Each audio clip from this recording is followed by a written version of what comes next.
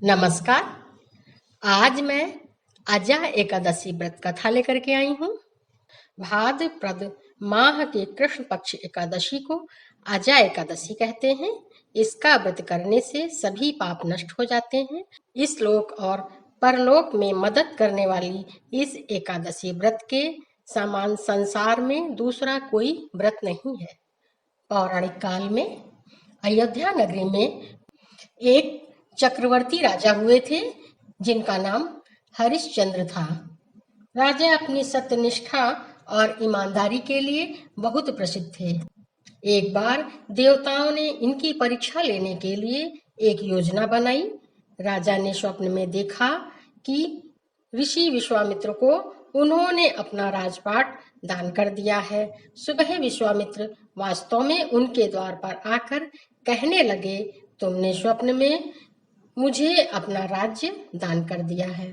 सत्यनिष्ठ व्रत का पालन करते हुए संपूर्ण राज्य विश्वामित्र को सौंप दिया। दान के लिए दक्षिणा चुकाने हेतु राजा हरिश्चंद्र को अपने पूर्व जन्म के कर्म फल के कारण पत्नी, बेटा एवं खुद को बेचना पड़ा। राजा हरिश्चंद्र को एक डोम ने खरीद लिया जो शमशान भूमि में लोगों के दाह संस्कार का काम करवाता था। तब राजा हरिश्चंद्र स्वयं चंडाल का दास बन गए और वह चंडाल के यहाँ कफन लेने का काम करने लगे। किंतु इतनी आपत्ति में भी उन्होंने सत्य का साथ नहीं छोड़ा। जब इसी प्रकार से कई वर्ष बीत गए तो उन्हें अपने इस नीच कर्म पर बड़ा दुख हुआ और वह इससे मुक्त होने का उपाय खोजने लगे। वह सदैव इसी चिंता में रहने लगे कि मैं क्या करूं, किस प्रकार इस नीच कर्म से मुक्ति पाऊं। एक बार की बात है, वह इसी चिंता में बैठे थे, तब गौतम ऋषि उनके पास पहुंचे। तब राजा हरिश्चंद्र ने उन्हें प्रणाम किया और अपनी दुख भरी कथा सुनाई। राजा हरिश्चंद्र की दुख भरी कथा सुनकर महर्षि गौतम भी बहुत दुखी हुए।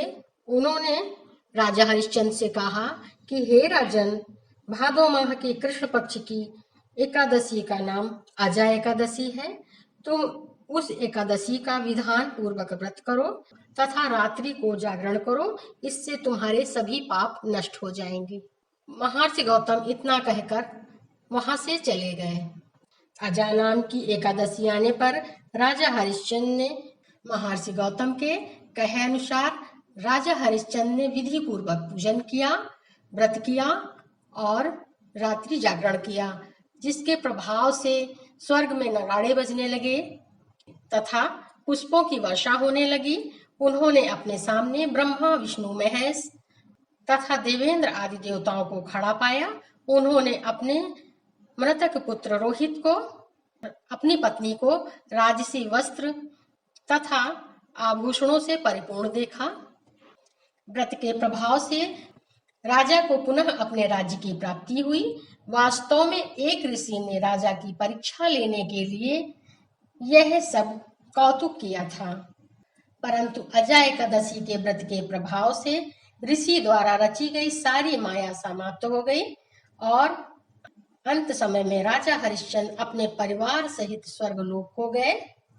जो मनुष्य इस उपवास को विधि पूर्वक करते हैं उनके सभी पाप नष्ट हो जाते हैं और अंत में वो स्वर्गलोक को प्राप्त होते हैं। इस एकादशी व्रत की कथा के श्रवण मात्र से ही अश्वमेध यज्ञ के फल की प्राप्ति होती है। तो बोले विष्णु भगवान की जय और जाते जाते चैनल को सब्सक्राइब कर लें, वीडियो को लाइक कर दें, कमेंट्स करें और एक बार प्रेम से बोलें जय श्री कृष्ण, राधे राधे।